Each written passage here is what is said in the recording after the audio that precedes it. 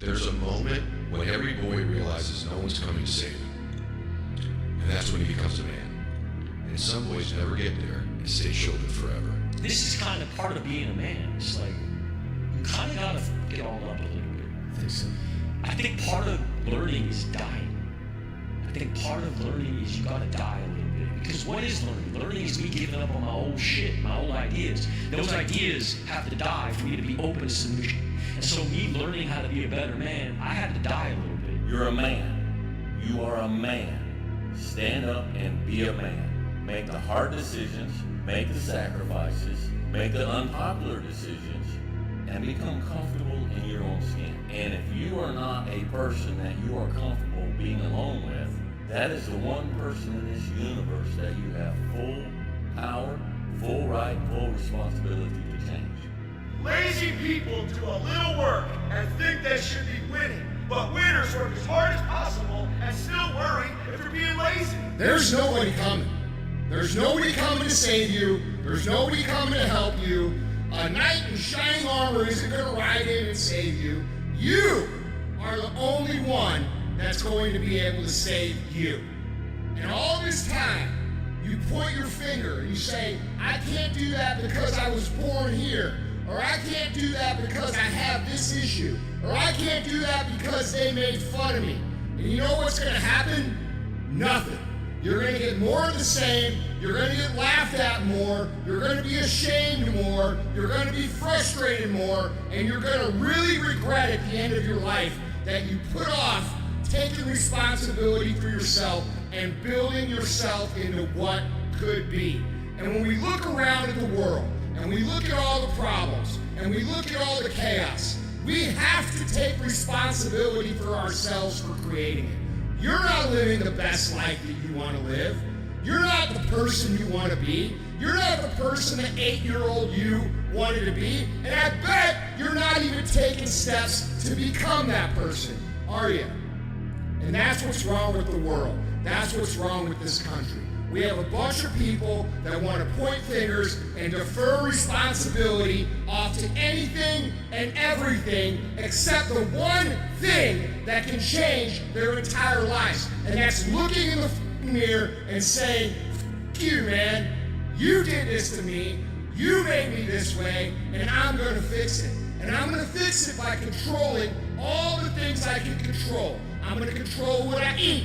I'm going to control what I drink. I'm going to control how I move. I'm going to control the information I put in my brain. I'm going to control how I treat people and who I surround myself with. And if you control those things, you are now in the driver's seat to create what it is you've always known that you were here to create. Because you always do know what you're here to create. It's that little version of yourself that hides deep inside your heart that you are so afraid to even talk about because you're afraid the people around you are gonna laugh. Well, guess what, mother? They're gonna laugh, and they're gonna laugh more if you don't do anything. We're gonna have successes, we're gonna have failures. We're gonna have good nights, we're gonna have bad nights. We're gonna have good relationships, we're gonna have bad relationships. We're gonna have good ideas and bad ideas. We're gonna make money, we're gonna lose money. All these things are gonna happen. You have a project that's due at work that you don't feel like working on right now? Doesn't matter that you don't feel like working on right now. You impose discipline on the situation and you do what you're supposed to do. You have an exercise, you need to work out this morning, you haven't worked out yet, you wake up in the morning, you need to go work out, you don't feel like working out, it doesn't matter. It doesn't matter that you don't feel like working out, it doesn't matter. It's not part of the calculation. Discipline overrides that. Discipline trumps your feelings. And that is what you need to apply as a person, as a normal human being, no matter what you're doing in your life. You need to let discipline be your guide, not how you feel. That's what we need to do. And if you do that, you're going to end up with freedom. You're going to end up with freedom across the board. Discipline equals freedom. That's what I have been saying for a long time. It is 100% factually true. If you allow your feelings to dictate what you do, you will end up being a slave to your feelings at a minimum. But if you utilize discipline in your life, you will end up with the ultimate freedom in everything that you do. Through discipline, through self-discipline, through repetition, through tons of repetition, the same thing that you don't want to do, that's the key thing. through repetition of things you don't want to do, you develop mental, like an armor for your mind. You start to armor your mind. Your mind's like, okay, we suffer every day. It's what we do. We do stuff that sucks every day. So then when the suck stuff comes, you're ready for it. And that's how I started coming up. You know, I just started being very uncomfortable. Now it's like just a way of life. If you lack the discipline to exercise and eat healthy, you will end up being a slave to disease. If you lack the discipline to work hard, save your money, you will end up a slave to finances. If you lack the discipline to manage your time correctly, you will end up with no free time. If you have self-discipline, if you have the discipline to save your money and work hard and invest your money properly, if you have the discipline to manage your time correctly and not waste a bunch of time, if you have the discipline to exercise and eat healthy, you will end up with freedom. And I know it's counterintuitive, it's contrarian, but I've seen this over and over and over again. If you want freedom in your life, you have to have discipline. Go do some push-ups. Go spend $12 at the hardware store and hang up a pull-up bar in your room and start doing pull-ups. And if you can't do one pull-up, hang on that bar. And you're gonna start to get a little bit stronger. You're gonna start to get a little bit healthier. You're gonna start to get more focused. You're gonna start to become more resilient. And you're gonna start to be able to do a pull-up. And you're gonna start to eat healthy all the time. And you're gonna start to understand the world better. And you're gonna start to progress in every aspect of your life. And you'll see that if you have that kind of discipline right now, you're gonna end up with freedom. And if you don't have that kind of discipline, and you keep eating those Doritos, and you don't work hard, and you don't exercise, and you don't apply yourself, you're gonna end up shackled. You're gonna end up shackled by a boss that you don't like, doing a job that you don't like to do, with sicknesses and diseases that you don't want, relying on people that you can't even count on, alone. And you don't have to. But if you have discipline, you will attain freedom. The dumb shit that I've done or the bad mistakes that I've made, they've taught me.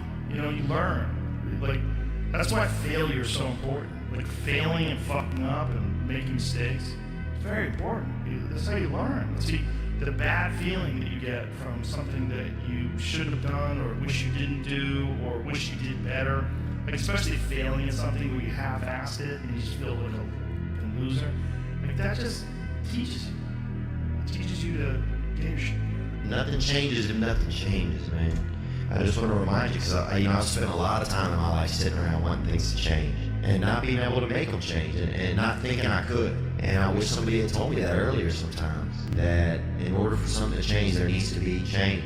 If you've always done what you've always done, you're going to continue to get what you've always gotten.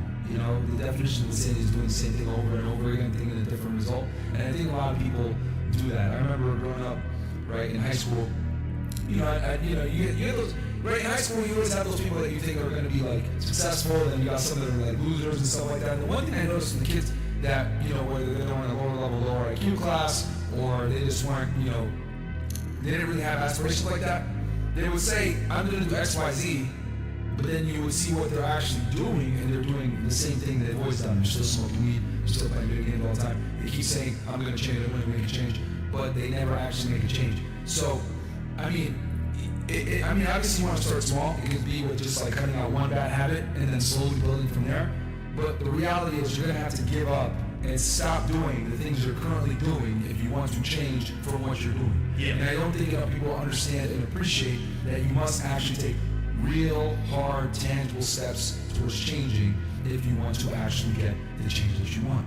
I don't like it. My body hurts. I'm hurting. How do we get through this? It's a lab. It's my mental lab. And so when I come home, I'm not forgetting. And the second, like, every day I get done running, every day I get to working, every day I get to studying, wherever it is that brings us to that place of knowledge, I come home and that book was mostly written on scratch piece of paper in hand. So I come home from running and I write everything out. I write everything out, all those things. And as I'm running, I'm talking about it. So all these things that pop in my head as I continue to run, I'm going through it. I'm starting to layer it down. I'm starting to break it down and say, okay, that happened. Okay, now let's layer this. Because that's just not how it happened. It just didn't happen that way. What led up to this? And so it becomes me by myself in school.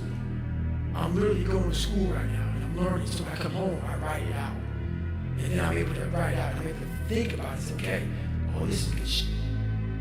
This will help me later on. And then it becomes what it is now. Be a dangerous man. Now, being dangerous is not being a threat. They're two different things, all right? And it's not about going out and lifting weights and getting a bunch of tattoos and wearing leather jackets and walking around with your chest and shoulders up, hulking around saying, I'm dangerous.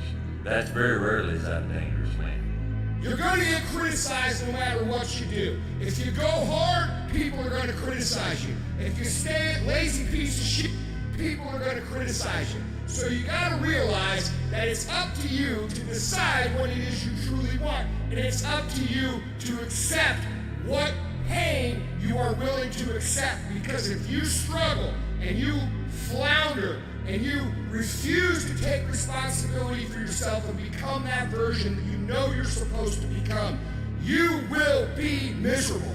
100%. You will have every single regret a human being can ever fucking have in their entire lives. And the flip side is this. You can put in the work. You can put in the time.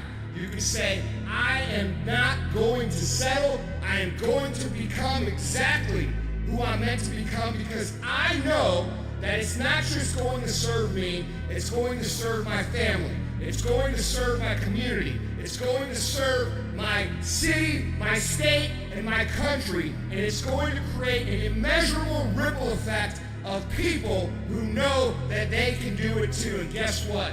That's going to be hard. But at the end of the day, even if you come up short, even if you don't become exactly what it is you want to become, you will have created so much good in this world that you will not have regrets when you die. Be the guy who embraces the ugly, the miserable. Be the guy who embraces hard work, the grind. Don't be afraid of being hurt. Don't be afraid of sacrificing some blood. The human brain evolved under immense amounts of pressure. Okay? That's how the brain works. And I almost like to think of it in terms of barometric pressure. So in your brain, when you're feeling that barometric pressure, it's like, I gotta get this done, or I'm gonna fail, and this project won't happen, and people will laugh at me. You work like a fiend. Energy, your whole body responds, right? Your blood gets moving. You accomplish things that would normally take you months. You do it in days because you feel that pressure. You take away that pressure and you don't know what to do. And I've got like 3 years, I can do this or that, and then you just wander around, you're lost, you have no energy, you have no focus. You know, you're maybe playing video games, maybe you're watching, you're kind of distracting yourself in the moment. But but your energy is just being dissipated in like 20 different directions. So your brain needs pressure, it needs constant pressure. And stress and pressure is not a bad thing. We have this thing where we feel like stress is bad. It's bad for you, bad. You know, you need to relax, man, you need to chill. Stress will kill you. No, being bored will kill you. Not having anything to do will kill you. It's much more dangerous than stress. I'd rather die under the stress than be bored and have nothing to do. Okay? So feeling that pressure, it makes your eyes pop open, it makes your brain focus, it makes you alert, it makes you want to live, it makes everything seem exciting to you. You've got to get things done. I've never regretted working harder. Ever. Not once. And some people are like, on your deathbed, you're like, no, because I lived every moment of my day doing what I wanted to do. Don't follow what most people do, because you don't want the results that most people get. The average person is obese, likely to be divorced, and has less than 1K in the bank. It feels safe to do what everyone else is doing, but it's actually a terrible decision. It's like the best way to guarantee to not have the life that you want is to do what everyone else is doing. If you want to be exceptional, you're going to be different from everyone else. That's what makes you exceptional. You can't fit in and also be exceptional. Both have discomfort. When you fit in, you have internal conflict because you're not being 100% you. When you're exceptional, you have external conflict because everyone sees you as different. Pick one. When your friends start to say, "You've changed," remember it's because they don't know how to say, "You grow." You don't have to feel good about it, you just have to keep going. The feeling will pass, but you will remain. You are greater than your feelings. Going to bed late and waking up early to work for a few days won't kill you. You're not going to burn out, you're doing what it takes. If you're one of those people that push work-life balance, just remember, the people who like working a lot don't care. I've never regretted trying harder at anything ever. Hard times last long, but an epic story feels like a lifetime. It just takes work. Shitloads and shitloads of work. Every time I try and dress it up or cut a corner, I get brutally reminded the work just needs doing. The work doesn't care who you are, it just cares that it gets done. Most people's definition of work is a negative one, which is why they abhor it, which is also why they misunderstand so many people who quote, I'll say quote here, are successful or ahead of them or whatever, is that both people, one person says the word work and the other person hears the word pain. And so the first step to like becoming more successful is understanding the language that the people who are successful are using. They're actually defining the word differently. And so whatever that thing is that you actually enjoy doing, where you lose track of time when you're in it, even if it's challenging, but usually it is challenging, right? Like it's not easy because then it's boring. The people who are, quote, addicted to work make it easy to be addicted to work because they do things worth doing. And I think a lot of it is coming down to making sure that you take the few precious seconds that we have to do the few things that are worth doing for the rest of your life. Every fucking day I wake up and I don't want to do some shit. I'm like, okay, man, do you want to be today?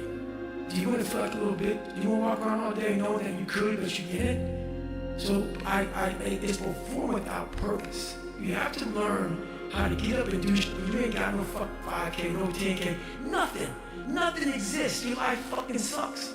You're in the fucking dungeon. But guess what? I'm still going to get it. Because when that time comes, because the time is going to come, when that purpose is there, you'll be ready.